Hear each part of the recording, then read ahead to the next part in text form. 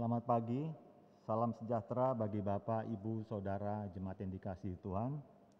Presbiter bertugas mengucapkan selamat hari Minggu dan selamat beribadah di Minggu ke-21 sesudah Pentakosta.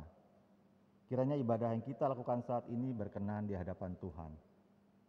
Pemberita firman dalam ibadah ini akan disampaikan oleh Pendeta Esterina Manusiwa, Ketua Majelis Jemaat GPB Sangkakala DKI Jakarta. Jemaat, mari berdiri dan menyambut firman Tuhan yang hadir di tengah-tengah persekutuan kita.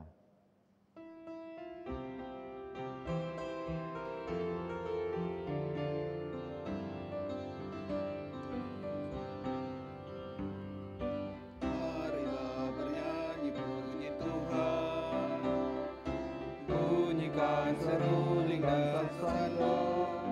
Pujilah Dia di atas tatanya yang mulia. Puji Dia hai segala yang bernafas. Pujilah Tuhan yang maha tinggi dan maha kuasa. Pujilah Tuhan yang maha kasih dan murah hati. Kepada Dia berilah hormat dan kemuliaan. Pujilah Dia segala yang bernafas.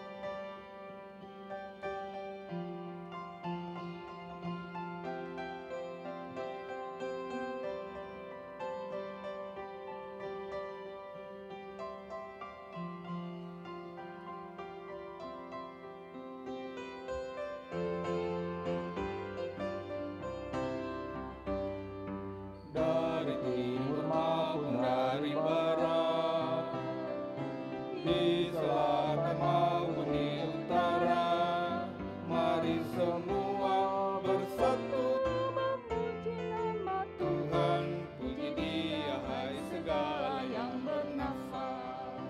Pujilah Tuhan yang maha tinggi dan maha kuasa. Pujilah Tuhan yang maha kasih dan murah hati. Kepada Dia berilah hormat dan kemuliaan. Pujilah Dia segala yang bernafas.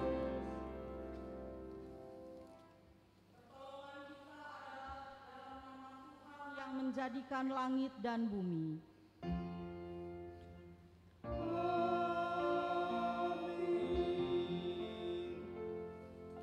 Firman itu telah menjadi manusia dan diam di antara kita, dan kita telah melihat kemuliaannya, yaitu kemuliaan yang diberikan kepadanya sebagai anak tunggal Bapa, penuh kasih karunia dan kebenaran.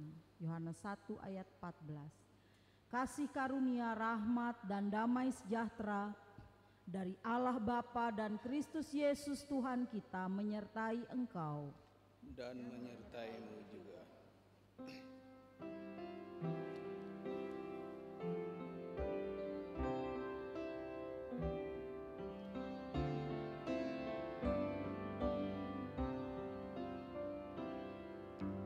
Firman Putra mulia menyampaikan kurnia.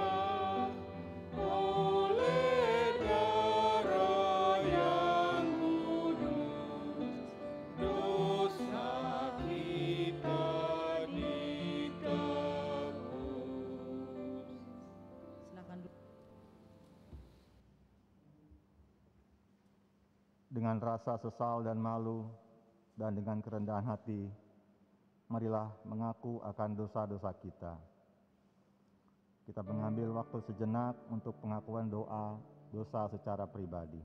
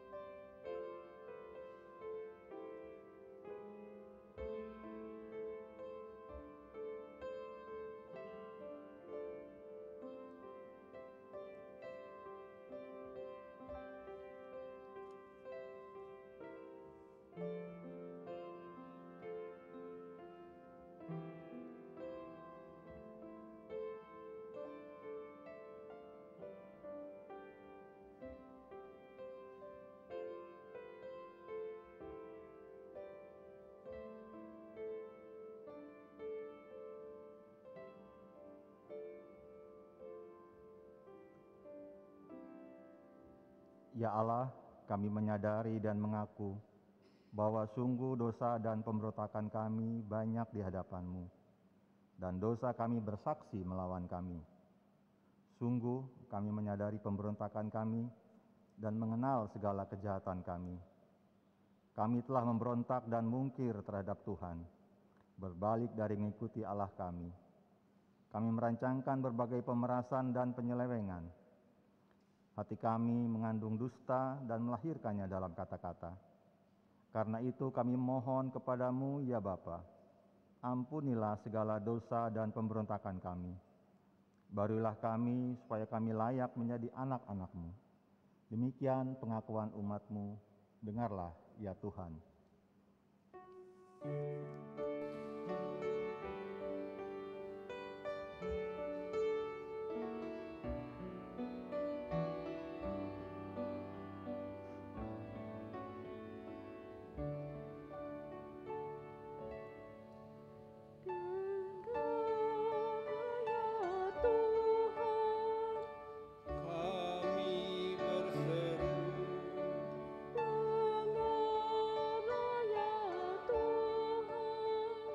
Kami berseru, kami berseru, ya Tuhan kasihani dan ampuni dosa kami, layakkan kami di hadapan-Mu, sucikan hati kami dan murnikan jiwa kami, ya Tuhan kasihanilah.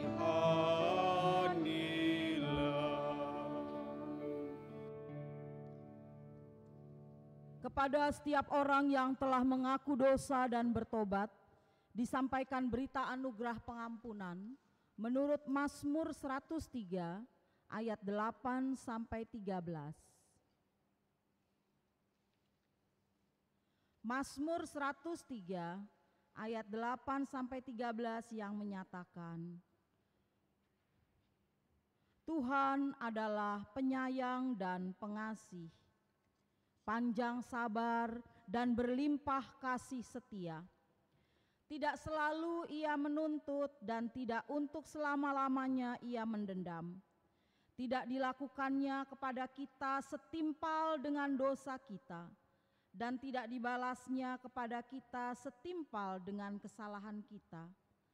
Tetapi setinggi langit di atas bumi, demikian besarnya kasih setianya atas orang-orang yang takut akan Dia.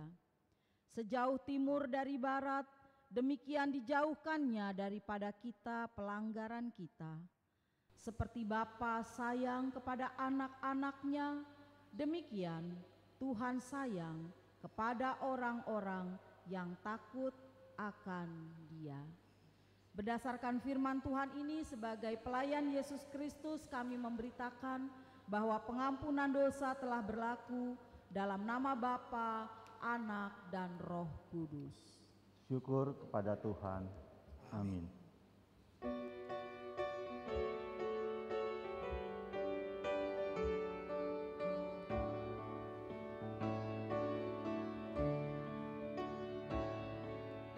Kasih dari Tuhanku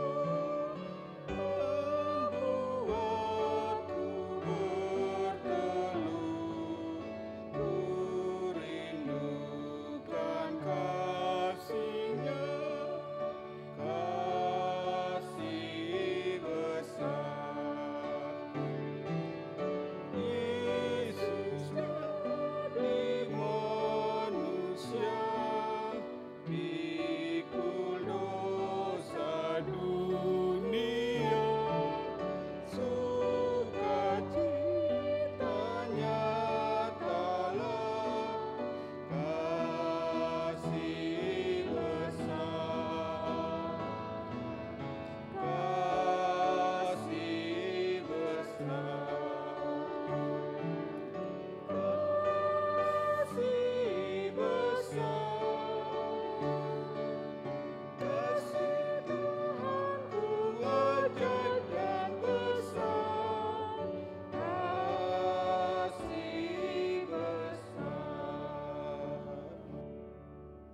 Jemaat, mari kita berdiri untuk mendengarkan perintah hidup baru seperti yang tertulis dalam surat Galatia 2 ayat 19 dan 20.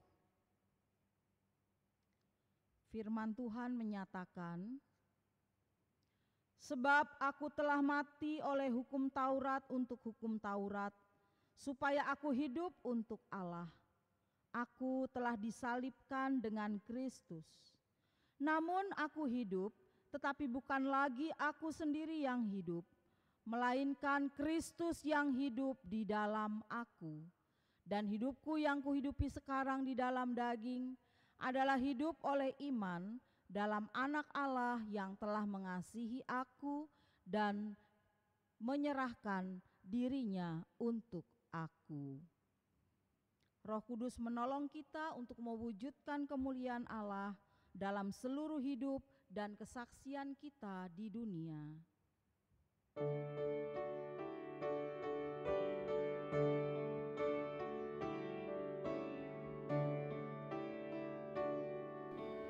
Kemuliaan bagi Bapa, Putra, dan Roh Kudus, seperti semula, kini dan terus, dan kekal selama-lamanya. Amin. Silakan duduk. Persembahan pujian oleh Ibu Rini.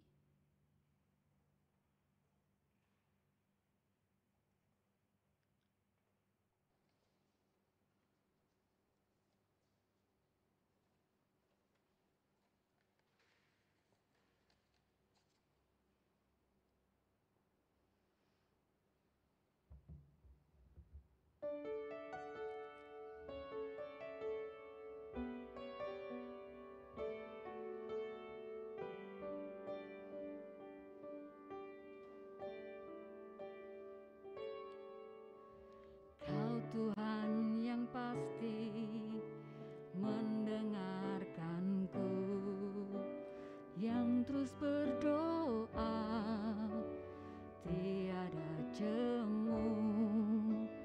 Kau Tuhan yang pasti memberi upah atas segala ketekunanku.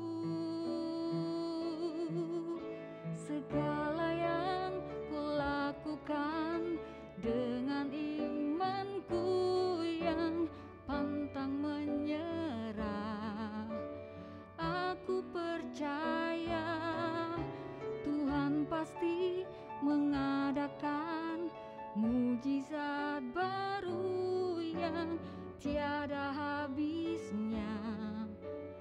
Aku percaya.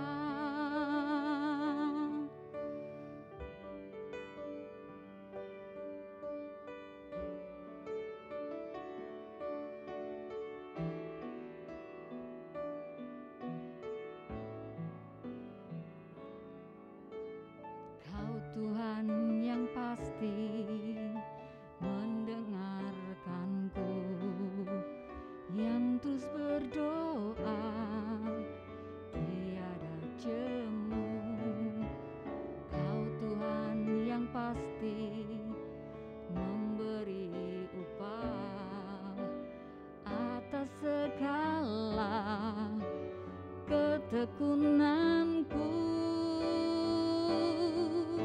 Segala yang kulakukan dengan imanku yang pantang menyerah, aku percaya Tuhan pasti mengadakan mujizat baru yang tiada habisnya. Aku percaya segala yang kulakukan dengan imanku yang pantang menyerah, aku percaya Tuhan pasti mengadakan mujizat baru yang tiada habisnya. Aku percaya Tuhan pasti mengadakan mujizat baru yang tiada habisnya. Aku percaya.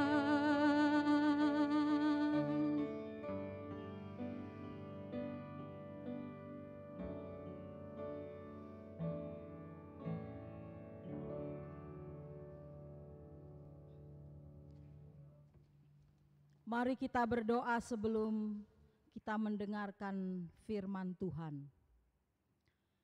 Ya Allah Maha Kasih, ya Allah di dalam Putra-Mu yang tunggal Tuhan Yesus Kristus, kami boleh bersatu hati pikiran kami untuk duduk diam mendengarkan firman Tuhan.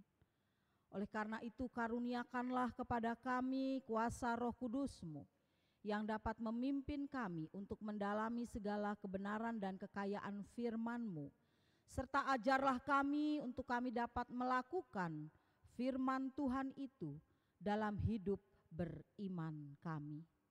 Bersabdalah kepada kami ya Tuhan, kami anak-anak-Mu telah siap untuk mendengarkannya. Di dalam nama Tuhan Yesus kami sudah berdoa.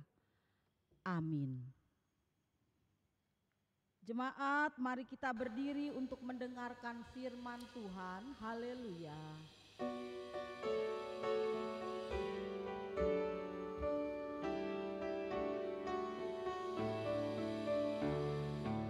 Haleluya, haleluya, nama Tuhan terpujilah.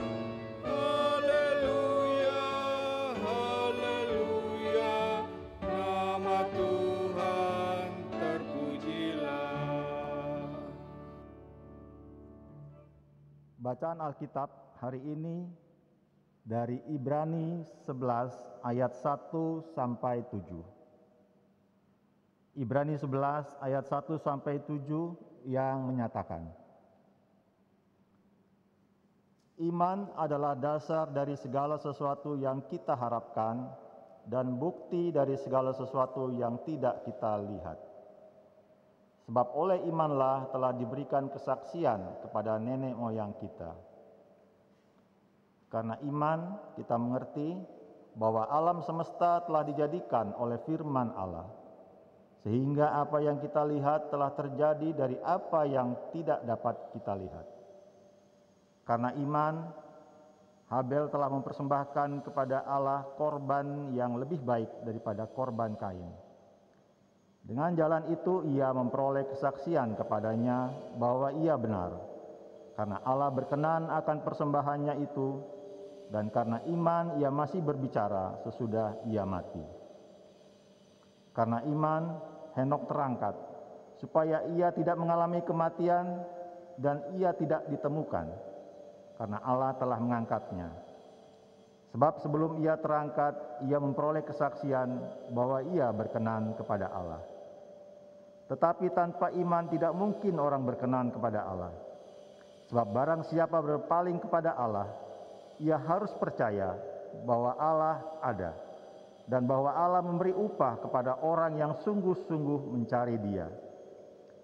Karena iman, maka Nuh dengan petunjuk Allah tentang sesuatu yang belum kelihatan, dengan taat mempersiapkan bahtera untuk menyelamatkan keluarganya. Dan karena iman itu ia menghukum dunia, dan ia ditentukan untuk menerima kebenaran sesuai dengan imannya. Demikian pembacaan Alkitab. Hendaklah firman Tuhan dengan segala kekayaannya diam di dalam hatimu dan ucaplah syukur kepada Allah.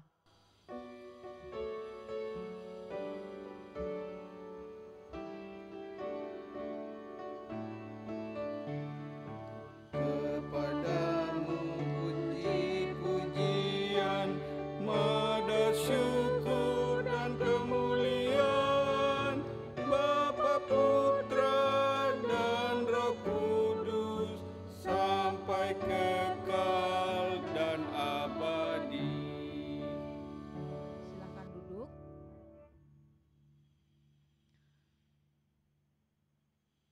Saudara-saudara yang dikasihi Allah dalam Tuhan Yesus Kristus, dikutip dari akun media sosial, Twitter dan Facebook, Kedubes RI di Abu Dhabi, Selasa tanggal 20 Oktober 2020, ada peresmian Jalan Presiden Joko Widodo yang berlangsung 16.45 waktu setempat oleh Sheikh Khalid bin Mohammed bin Zayed Al Nahyan, anggota sekaligus Chairman Abu Dhabi Executive Office. Penamaan Jalan Presiden Joko Widodo itu merefleksikan hubungan erat RI dan UAE, sekaligus juga bentuk penghormatan pemerintah Uni Emirat Arab kepada Jokowi dalam memajukan hubungan bilateral kedua negara. Dan Jalan Presiden Joko Widodo tersebut terletak di salah satu ruas jalan utama yang membelah Abu Dhabi National Exhibition Center dan Embassy Area. Serta penamaan jalan itu menambah jumlah nama tokoh-tokoh di Indonesia yang ada di luar negeri, seperti ada Jalan Soekarno di Rabat, Maroko, kemudian juga ada Jalan Muhammad Hatta di Haarlem, Belanda, Jalan Raden Ajeng Kartini di Amsterdam, dan Jalan Munir di Den Haag. Tanpa bermaksud untuk membandingkan antara tokoh presiden kita Bapak Joko Widodo dengan tokoh-tokoh beriman di dalam Alkitab, khususnya di dalam Ibrani 11 ayat 1 sampai dengan ayat 7 bacaan kita hari ini. Tetapi yang mau diangkat adalah saya memberikan satu analogi bahwa ketika seseorang mempunyai prestasi, seseorang mempunyai sesuatu yang dibanggakan, seseorang mempunyai sesuatu yang bisa dicontoh dan juga bisa ditiru, maka prestasi atau keberhasilan atau sikap tindakan positif dari orang itu perlu juga mendapatkan sebuah apresiasi. Dalam hal ini pengukuhan sebuah nama jalan di Abu Dhabi. Saudara-saudara yang dikasihi Allah dalam Tuhan Yesus Kristus, tokoh yang sangat terkenal di dalam bacaan kita Ibrani ini disebutkan ada 3 tokoh. Tetapi sebelumnya dalam bacaan di pasal yang ke-10 dan seterusnya sebelum pasal 11 maksud saya, atau bahkan juga dilanjutkan di dalam ayatnya yang ke-8 dari pasal 11, ada 4 tokoh yang mau digambarkan bahwa orang-orang itu atau tokoh-tokoh itu adalah orang-orang beriman sebagai umat yang sedang berziarah dalam perjalanannya menuju tanah air sorgawi. Dalam gambaran itu, surat Ibrani mengangkat gagasan tentang iman. Dan iman yang dimaksudkan oleh penulis Ibrani ini bukan iman yang dihasilkan setelah mengalami keajaiban yang mengherankan. Tapi iman yang diangkat oleh penulis Ibrani ini adalah iman yang menunjukkan contoh dari orang-orang yang setia pada iman atau keyakinannya dalam melaksanakan kehendak Tuhan. Dan itu menjadi pembelajaran bagi kita semua, termasuk saudara dan juga saya, agar kita juga tetap setia dalam perjalanan ziarah kita. Bahkan kita tidak akan goyah oleh karena berbagai macam tantangan, hambatan, pergumulan, kesulitan-kesulitan hidup yang kita alami. Saudara-saudara yang dikasihi Allah dalam Tuhan Yesus Kristus, ajaran pokok di dalam kitab Ibrani sebagaimana hari Minggu kemarin, kemudian juga ada hari Rabu, dijelaskan bahwa ajaran di dalam kitab Ibrani ini adalah keutamaan atau superioritas Tuhan Yesus. Surat Ibrani ini mengajarkan kedudukan Tuhan Yesus sebagai imam. Kedudukan Tuhan Yesus sebagai imam saja, ya, bukan sekedar dipandang sebagai imam saja, tetapi kedudukannya lebih dari seorang imam besar. Kedudukan Tuhan Yesus sebagai imam besar ditunjukkan oleh penulis kitab Ibrani ini dengan kesediaan Tuhan Yesus Kristus untuk menyelami penderitaan manusia. Dia menyelami, bahkan dia benar-benar juga ikut merasakan penderitaan yang dialami oleh umat manusia pada umumnya. Dengan apa? Dengan cara dia mempersembahkan korban untuk menebus manusia dari kuasa dosa. Dan di dalam pelaksanaan ibadah, salah satu tugas imam itu adalah mempersembahkan korban yang dibawa kepadanya, kepada Tuhan untuk penebusan umat. Dan Yesus Kristus ini mengambil peranan imam besar agung atau imam besar yang ajaib itu dengan menjadikan dirinya sendiri sebagai korban persembahan. Dan tindakan Yesus itu, saudara-saudara, membawa manusia pada penebusan dari dosa dan pada keselamatan. Saudara-saudara yang dikasihi Allah dalam Tuhan Yesus Kristus, untuk itulah maka kita hari ini mau belajar dari penggambaran orang-orang yang beriman sebagai umat yang sedang bersiarah. Siapa saja? Mari kita lihat satu persatu. Abraham. Kalau di slide-nya saya juga sudah menyiapkan beberapa slide. Siapa itu Abraham? Bagian ini mau menunjukkan ketika ada perintah Tuhan kepada Abraham. Sebuah perintah atau janji khusus yang diberikan Allah kepada Abraham. Ayat 1 sampai dengan 3 dari pasal 12 kitab Kejadian. Pergilah dari negerimu dan dari sanak saudaramu dan dari rumah bapamu ini ke negeri yang akan kutunjukkan kepadamu. Aku akan membuat engkau menjadi bangsa yang besar dan memberkati engkau serta membuat namamu masyhur, dan engkau akan menjadi berkat. Aku akan memberkati orang-orang yang memberkati engkau dan mengutuk orang-orang yang mengutuk engkau, dan olehmu semua kaum di muka bumi akan mendapat berkat. Jadi Abraham, istrinya Sarah dan juga Lot pergi seperti yang diperintahkan oleh Tuhan. Abraham tidak bertanya, Tuhan, ketika engkau memanggil dan menempatkan aku di sebuah tanah yang khusus, dia tidak bertanya apakah di sana daerahnya bagus, apakah di sana ada musuh atau tidak, di sana nyaman atau tidak, nanti aku di sana bisa hidup atau tidak, aku makan apa, istri dan anakku dan keluargaku yang lain juga akan makan apa di sana. Dia tidak bertanya seperti itu.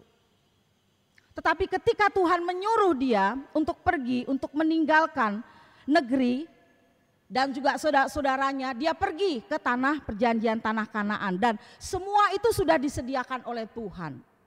Jadi kita melihat di sini bagaimana peranan Abraham itu sebagai bapak orang beriman. Dia pergi karena ketaatannya, kedua karena kesetiaannya, ketiga karena kepatuhannya. Ketaatan, kesetiaan, dan kepatuhan itu tiga hal yang merupakan satu rangkaian dari, boleh kita sebut dengan iman dari Abraham. Kemudian tokoh yang kedua Habel. Kenapa diambil contoh Habel? Tadi sudah Abraham, kini Habel. Karena Habel beriman, sedangkan ada dua Kain, abang adik, beradik. Kenapa Habel? Dia beriman sedangkan Kain tidak. Ibrani 11 ayat 4, karena iman Habel telah mempersembahkan kepada Allah korban yang lebih baik daripada korban Kain. Dengan jalan itu ia memperoleh kesaksian kepadanya bahwa ia benar, karena Allah berkenan akan persembahannya itu. Jadi jelas di sini katakan bahwa Habel adalah orang beriman, karena iman itu maka dia memberikan persembahan, lalu Allah berkenan akan persembahannya. Sedangkan Kain bukan orang yang beriman. 1 Yohanes 3 ayat 12. Bukan seperti Kain yang berasal dari si jahat dan yang membunuh adiknya. Jadi di sini dikatakan bahwa Kain dikatakan berasal dari si jahat atau anak iblis. Jelas menunjukkan bahwa dia sama sekali bukan orang beriman. Nah, saudara-saudara yang dikasih Allah di dalam Tuhan kita Yesus Kristus, kalau begitu persembahan Habel lebih diterima oleh Tuhan. Karena dia memberikan dengan satu niat ataupun juga dengan maksud yang baik. Beda dengan persembahan yang diberikan oleh Kain. Kita tahu siapa Habel, dia adalah seorang gembala. Dia memelihara kambing dan juga domba.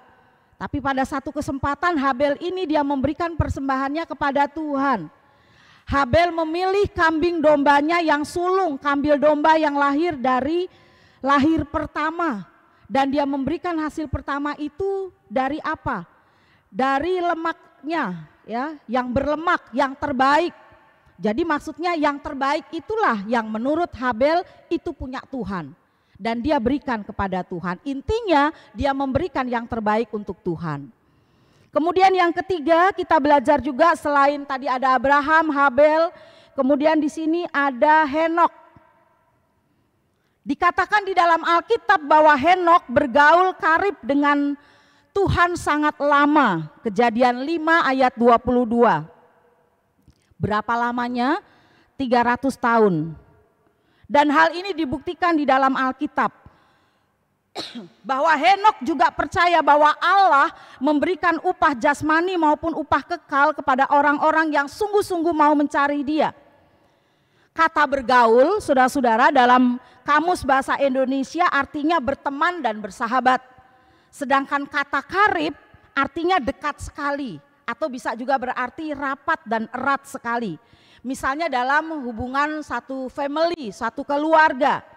Jadi dijelaskan bahwa dia bergaul erat, bergaul karib, bergaul akrab dengan Tuhan. Artinya bahwa dengan Tuhan dia memiliki satu hubungan yang mesra, hubungan yang baik, hubungan yang indah, hubungan yang intim. Yang mungkin tidak dimiliki oleh orang-orang yang lain pada saat itu. Saudara-saudara yang dikasih Allah di dalam Tuhan kita Yesus Kristus, kalau begitu ketika kita melihat peranan Bapak Henok di sini, menunjukkan bahwa memang benar-benar dia tokoh yang dekat sekali dengan Tuhan. Intimasi atau kedekatannya itu menggambarkan imannya yang sungguh-sungguh kepada Tuhan. Dia selalu berjalan beriringan dengan Tuhan Allahnya. Kenapa? Karena kita melihat bersama Allah itu menunjukkan bahwa dia punya hubungan khusus dengan Allah. Hubungan yang sangat dekat. Dan ini berarti Henok berkenan kepada Tuhan Allah yang Maha Kuasa. Sehingga begitu hubungannya dekat, kemudian dia terangkat. Ya, dia terangkat dan orang-orang tidak lagi melihat dia pada saat itu. Dan yang keempat, yang tidak kalah pentingnya juga adalah Bapak Nuh. Nuh. Ya, Tuhan Allah menyuruh Nuh untuk membuat perahu yang besar karena Tuhan Allah akan membuat banjir yang besar. Mungkin banjir bandang seperti itu atau tsunami yang pernah terjadi di Aceh, bahkan mungkin lebih dahsyat lagi dari itu. Sesungguhnya Nuh tidak tahu kenapa Tuhan menyuruh dia untuk membuat bahtera. Dia tidak tahu kapan akan ada banjir yang besar, hujan, badai dan seterusnya, dia tidak tahu. Tetapi dia dengan perintah Tuhan dia tetap melakukan itu, saudara-saudara. Kalau kita pelajari ada yang namanya Noah. Nah, Noah itu artinya Nuh ya dalam bahasa Ibrani, Noah purba. Nah, itu Nuh kalau dalam bahasa Indonesianya. Nah, Alkitab kita menyebutkan memang banyak sekali manusia yang sudah jatuh ke dalam dosa, bahkan melakukan dosa-dosa pada masa Nuh. Ketika Tuhan kemudian akan menghukum mereka dengan mendatangkan air bah yang begitu besar, sedangkan Nuh yang sebelumnya itu telah tahu bahwa Tuhan memerintahkan dia untuk membuat bahtera, dia tidak tahu apa yang akan terjadi dan apakah mungkin dia juga nanti akan selamat. Tetapi akhirnya kita tahu bahwa Nuh dan keluarganya juga selamat. Menurut kita apakah mungkin Nuh bisa membuat bahtera yang bisa selesai dalam seminggu? Tentu tidak bisa selesai dalam seminggu.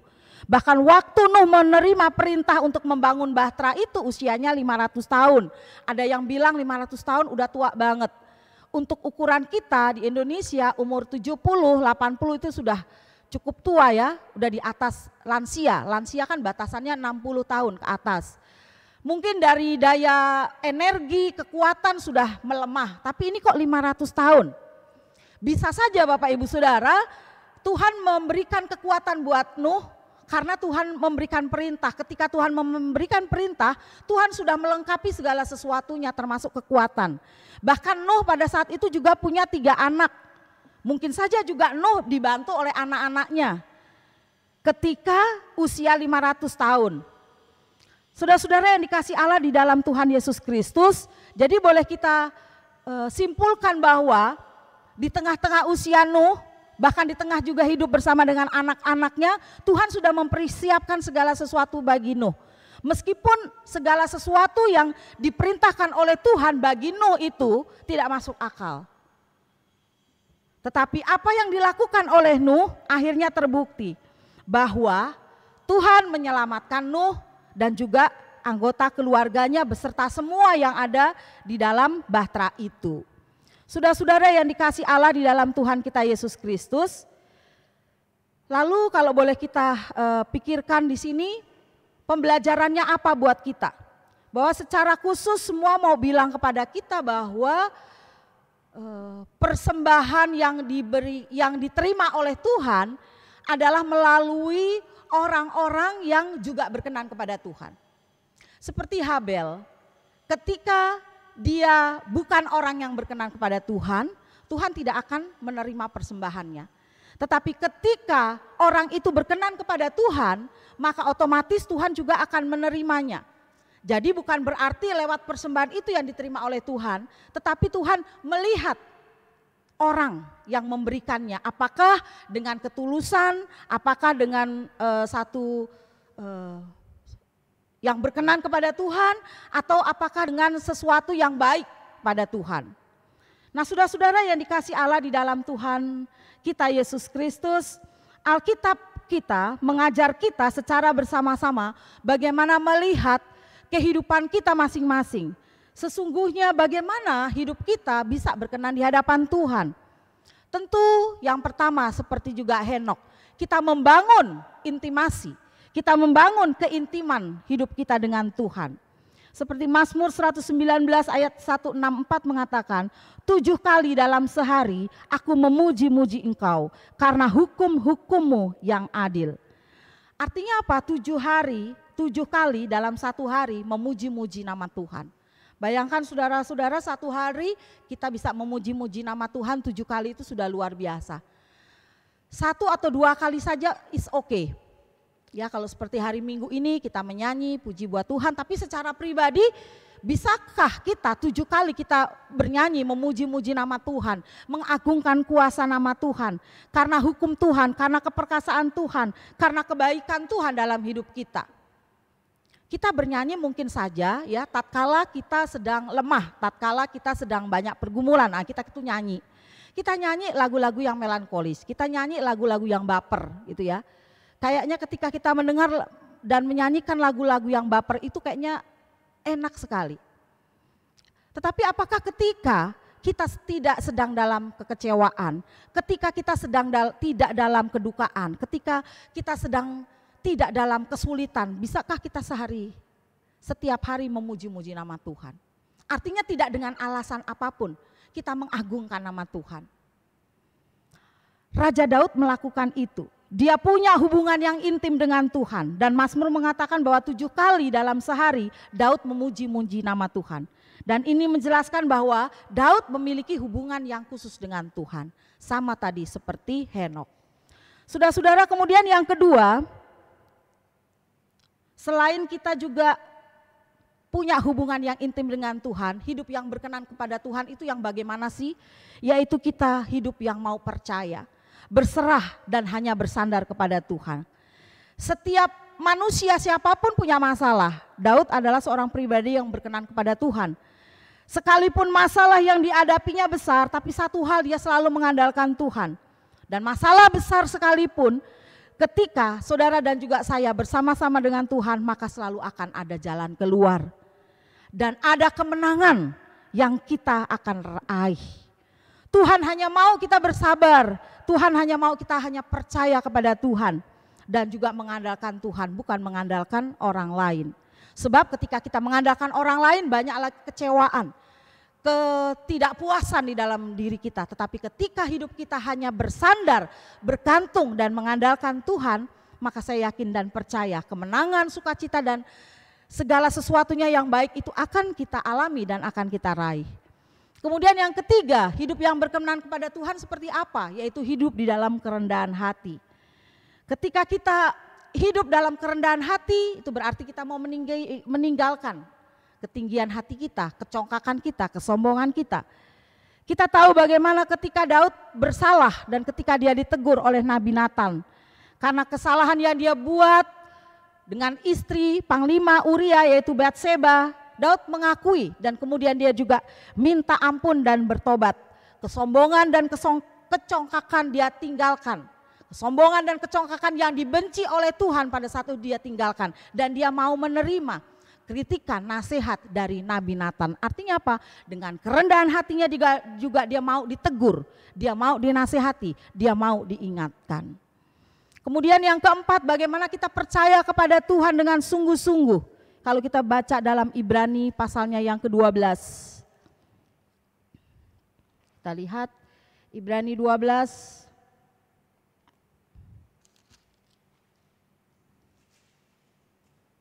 Lembaga Alkitab Indonesia memberikan judul nasihat supaya bertekun dalam iman. Karena Tuhan menghajar orang yang dikasihinya ayat 6. Dan ia menyesah orang yang diakuinya sebagai anak. Dia selalu mengasihi orang. Dia selalu mengasihi orang yang dekat kepadanya. Dia menyesah orang-orang pada saat itu yang tidak menerima dia sebagai Tuhan dan Juru Selamatnya. Percaya kepada Yesus itu adalah jaminan keselamatan kita. Jika kita percaya di dalam hati kita, kita mengaku dengan mulut kita bahwa Tuhan kita Yesus Kristus itu Tuhan, maka kita akan diselamatkan. Percaya kepada Tuhan Yesus, maka kita akan berkenan kepada Tuhan. Yang kelima, menanggalkan semua dosa kita. Kita harus menanggalkan semua dosa kita kalau hidup kita mau berkenan kepada Tuhan. Dosa yang kita tanggalkan itu adalah dosa-dosa justru yang akan menjerumuskan kita. Tetapi kita benar-benar mau menyangkal akan diri kita bahwa kita adalah orang yang tidak berkenan di hadapan Tuhan, maka Tuhan justru akan mengangkat kita. Dia akan menerima kita. Dan di dalam pertobatan kita, Dia akan mengakui kita sebagai anak-anaknya. Artinya kita diminta untuk selalu menanggalkan semua dosa-dosa dan kesalahan kita yang sudah kita lakukan kepada Tuhan. Dan yang terakhir adalah bagaimana kita hidup kudus dalam seluruh hidup kita. Dengan cara 14-16, hidup berdamai dengan orang lain atau dengan semua orang. 14 sampai dengan 16 pasalnya yang ke-12 dari kitab Ibrani. Hidup damai dengan semua orang, termasuk ada suami, istri, harus hidup berdamai, harus hidup mengasihi, dan juga harus berdamai dengan sesama manusia. Kemudian ayat 15, harus rajin beribadah.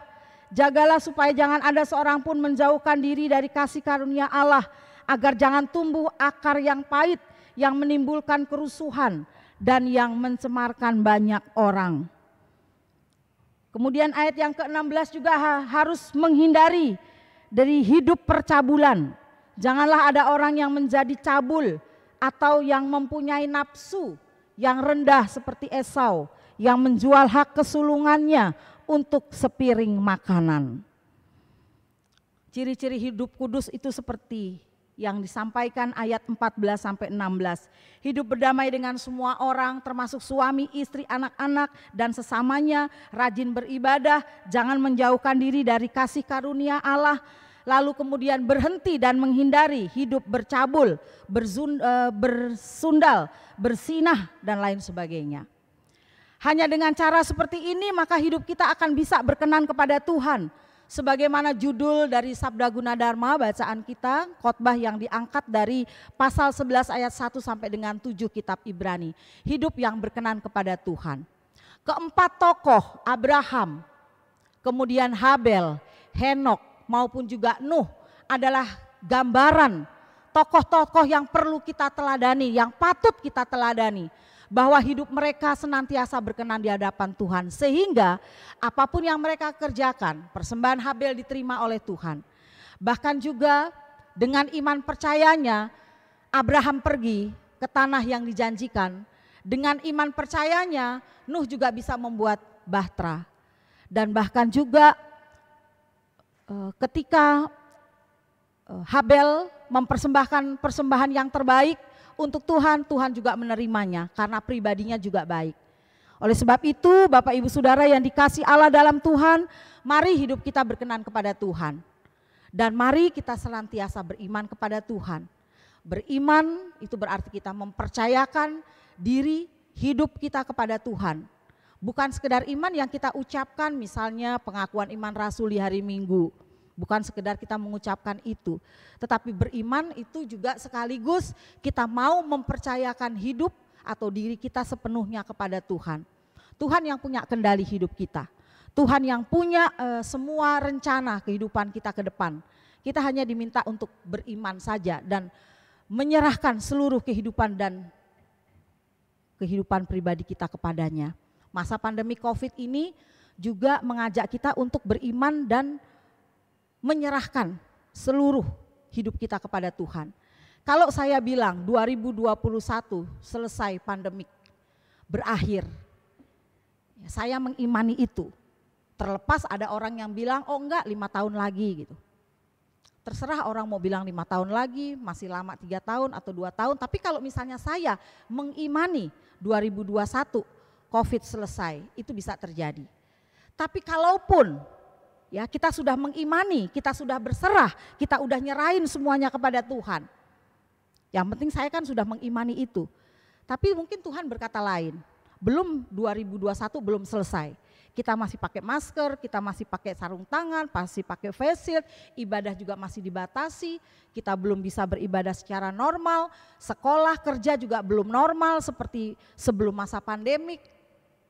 Seandainya itu terjadi, Bapak Ibu Saudara. Tidak seperti yang saya harapkan, kan begitu ya. Saya mengharapkan udah selesai. Saya imani 2021 udah selesai, tapi ternyata belum. Apakah saya juga masih tetap beriman? Saya pribadi mengatakan iya, saya beriman. Sebab ketika saya beriman dan ketika saya mengimani, itu bukan hanya dan bukan melulu apa yang saya harapkan, apa yang saya inginkan itu bisa terjadi. Beriman itu bisa ketika kita mengalami segala sesuatu atau berbagai hal yang tidak sesuai dengan keinginan kita. Itu juga beriman. Artinya orang yang beriman bisa dinilai, bisa diukur, bisa dilihat dari caranya dia melihat sebuah masalah. Seorang yang beriman bisa dilihat, diukur dan dinilai dari seberapa jauh orang itu juga melihat satu masalah dan mengatasinya. Itu yang seperti yang saya katakan tadi. Kalau saya mengimani 2021 selesai COVID, tapi ternyata belum, Tuhan berkehendak lain. Saya enggak patah semangat atau saya enggak kecewa nyalain Tuhan, enggak. Atau saya enggak marah-marah sama Tuhan, oh kok Tuhan gimana ini enggak terjadi, kok saya berharap ini terjadi tapi ternyata tidak. Tuhan ini gimana, saya kan udah rajin berdoa, saya sudah beribadah, saya sudah begini bla bla bla bla bla bla. Tapi kok ternyata enggak terjadi. Kemudian saya marah sama Tuhan, kemudian saya memberontak dan lain sebagainya. Nah itu berarti dia enggak beriman. Tapi kalau dia beriman, dia menerima semua itu ya dengan lapang dada. Dia menerima semua itu dengan baik. Dia menerima bahwa yakin dan percaya di balik semua itu ada rencana dan maksud Tuhan. yang terbaik dalam kehidupan kita. Itu berarti bahwa saya beriman dan mempertaruhkan, menyerahkan hidup saya kepada Tuhan. Saudara-saudara yang dikasihi Allah dalam Tuhan Yesus Kristus, tidak semua orang tentu bisa mengalami, bisa punya pemahaman yang seperti ini. Bisa saja orang beriman dikatakan oke, 2021 selesai, tapi ketika 2021 enggak selesai, COVID-nya masih tetap berlanjut, bisa aja dia memberontak, bisa aja dia marah sama Tuhan. Kan bisa seperti itu. Atau sebaliknya, di balik orang yang seperti itu ada yang mau menerima kenyataan. Ya, dengan bersyukur, dengan bersabar menanti, dengan bertekun dan tetap terus-menerus berdoa.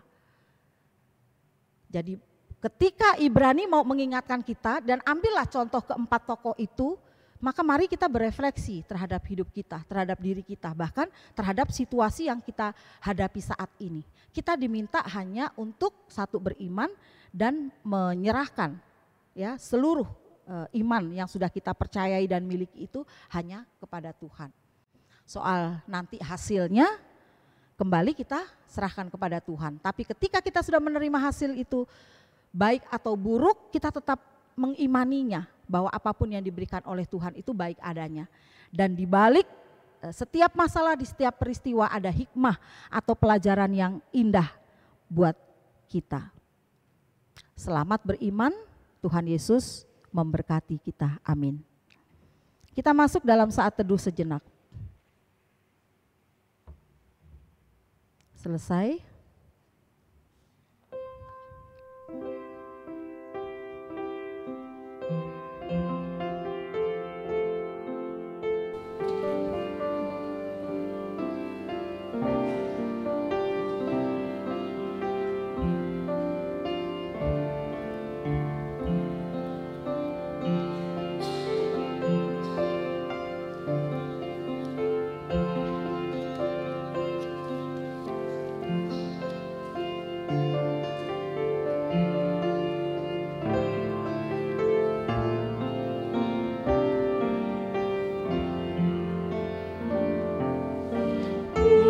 Segala-galanya setia padaku,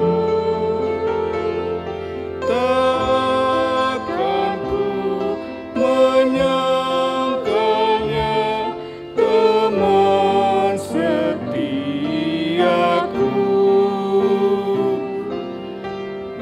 Bersamanya ku tak sesat, Ia menjagaku tetap, Ia tetap kawan erut sobatku. Mari kita berdiri, kita mengikrarkan pengakuan iman rasuli. Aku percaya kepada Allah, Bapa yang Maha Kuasa, Halik langit dan bumi, dan kepada Yesus Kristus, anaknya yang tunggal Tuhan kita, yang dikandung daripada Roh Kudus, lahir dari anak darah Maria, yang menderita di bawah pemerintahan Pontius Pilatus, disalibkan, mati dan dikuburkan, turun ke dalam kerajaan maut. Pada hari yang ketiga, bangkit pula dari antara orang mati, naik ke surga, duduk di sebelah kanan Allah, Bapa yang Maha Kuasa, dan akan datang dari sana untuk menghakimi orang yang hidup dan yang mati. Aku percaya kepada Roh Kudus, gereja yang kudus dan am, persekutuan orang kudus, pengampunan dosa, kebangkitan daging, dan hidup yang kekal. Akan duduk.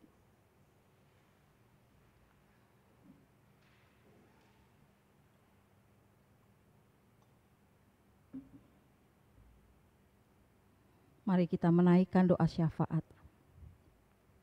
Ya Bapa Surgawi, terima kasih karena kami boleh mendengar firman-Mu, boleh diingatkan kembali dari tokoh-tokoh Alkitab, baik Bapak Abraham, Habel, Henok maupun juga Nuh yang beriman kepada Tuhan. Kami juga percaya bahwa kami pun memiliki iman kepada Tuhan. Tapi iman yang boleh kami miliki itu Tuhan terkadang tidak sesuai dengan harapan kami, kalau dalam kenyataannya tidak sesuai dengan yang kami inginkan dan harapan-harapan kami. Tapi kami percaya ketika kami boleh beriman, kami beriman kepada Tuhan dengan sungguh-sungguh. Bapa, kami juga mau berdoa untuk bangsa dan negara kami, lindungi negara kami, Bapak Presiden, Wakil Presiden, juga gereja Tuhan, lindungi gereja Tuhan, termasuk GPIB Sangkakala, presbiter, jemaat sektor 1 dan sektor 2, dan juga semua jemaat kami yang sakit, Tuhan boleh sembuhkan, Tuhan boleh pulihkan, serta jemaat kami yang berulang tahun sepekan. Kami yakin dan percaya Tuhan, Kau tidak akan pernah meninggalkan kami dalam keadaan apapun. Terima kasih ya Tuhan, dalam pengasihan-Mu kami mohon. Peliharalah kami dalam nama Tuhan Yesus yang mengajar kami berdoa bersama-sama.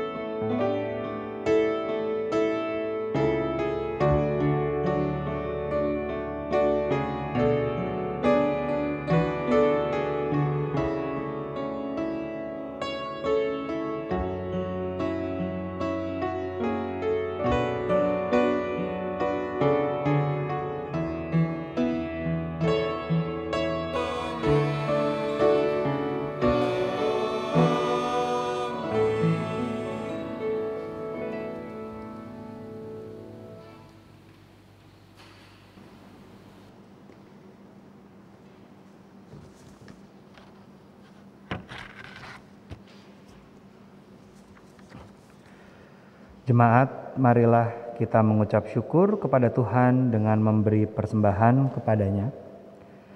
Ingatlah pesan Alkitab dari 2 Korintus 8 ayat 12 yang menyatakan, sebab jika kamu rela untuk memberi, maka pemberianmu akan diterima. Kalau pemberianmu itu berdasarkan apa yang ada padamu, bukan berdasarkan apa yang tidak ada padamu. Tuhan memberkati saudara dan persembahan saudara. Kita menyanyikan Kitab Bakti 87, Aku Bersyukur Padamu.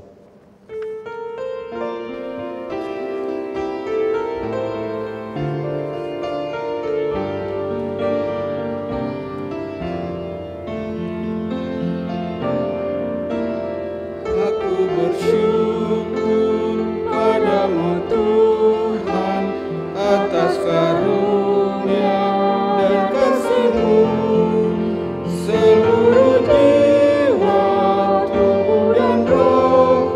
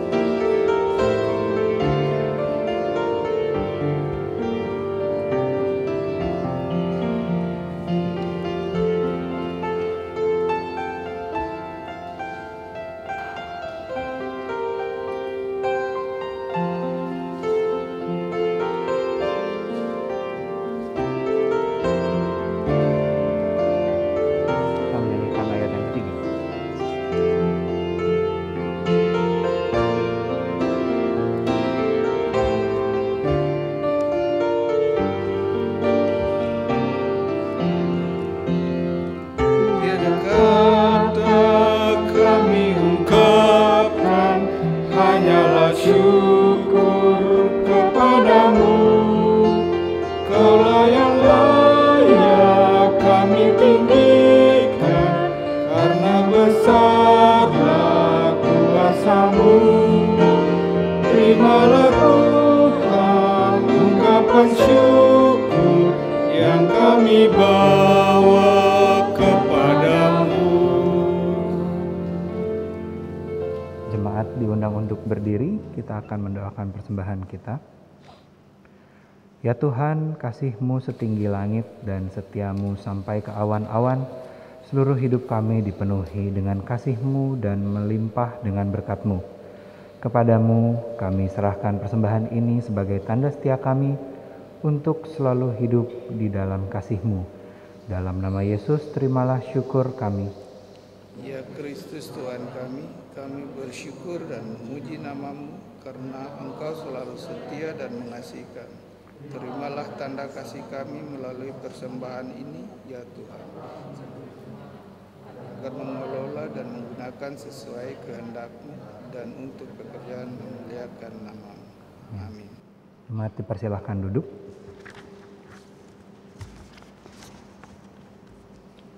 Warta Jemaat Minggu 25 Oktober 2020.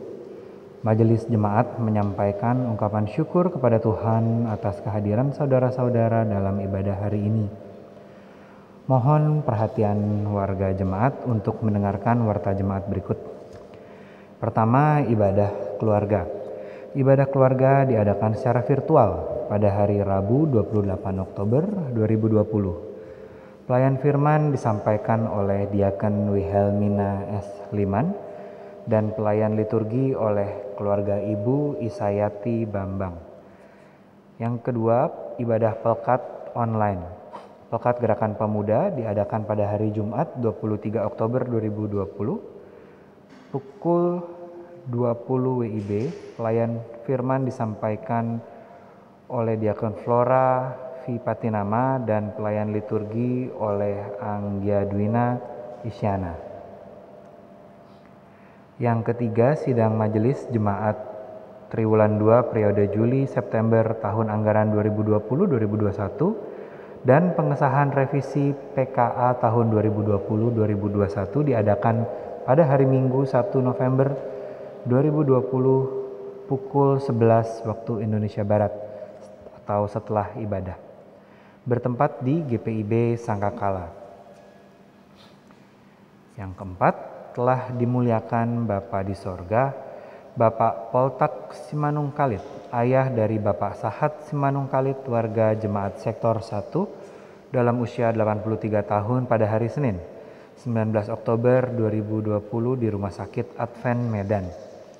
Majelis dan jemaat GPIB Sangkakala menyampaikan duka cita yang sedalam-dalamnya, dan kepada keluarga yang ditinggalkannya kiranya diberikan kekuatan dan penghiburan dari Tuhan kita Yesus Kristus.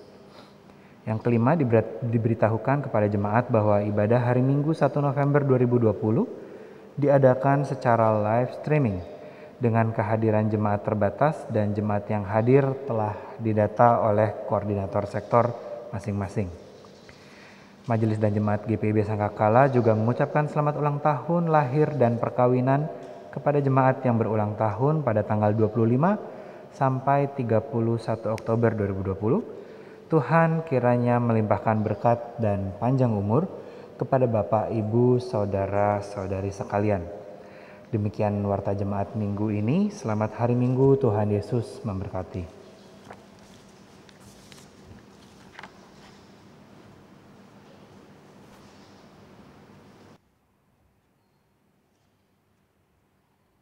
Saudara-saudara yang dikasihi Allah dalam Tuhan Yesus, sebagai orang percaya kita harus mengalami perkenanan Tuhan dalam hidup kita karena Tuhan Yesus sungguh sangat mengasihi kita.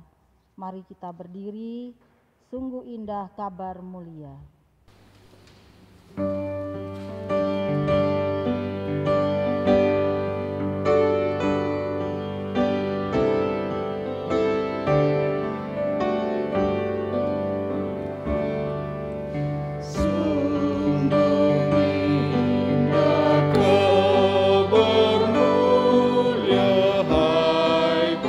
Percayalah,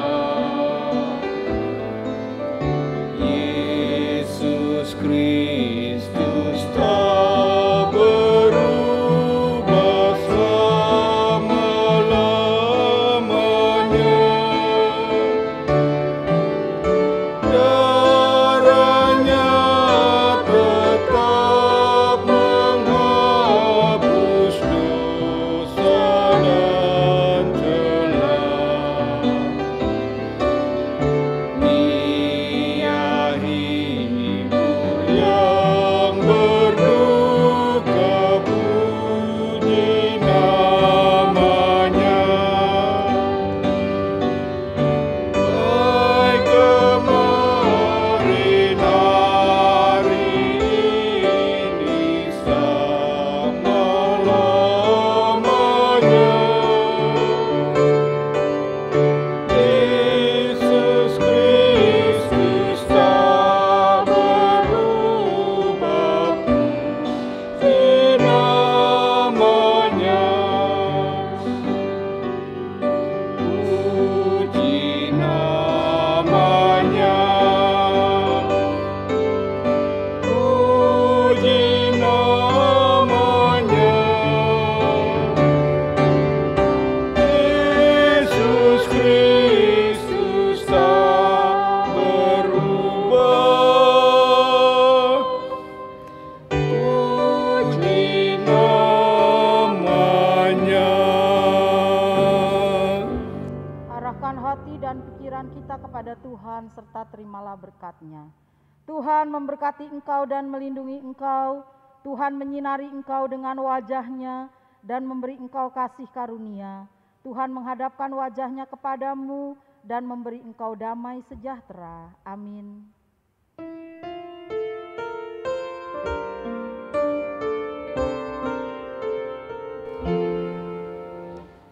Amin, haleluya. Amin, haleluya.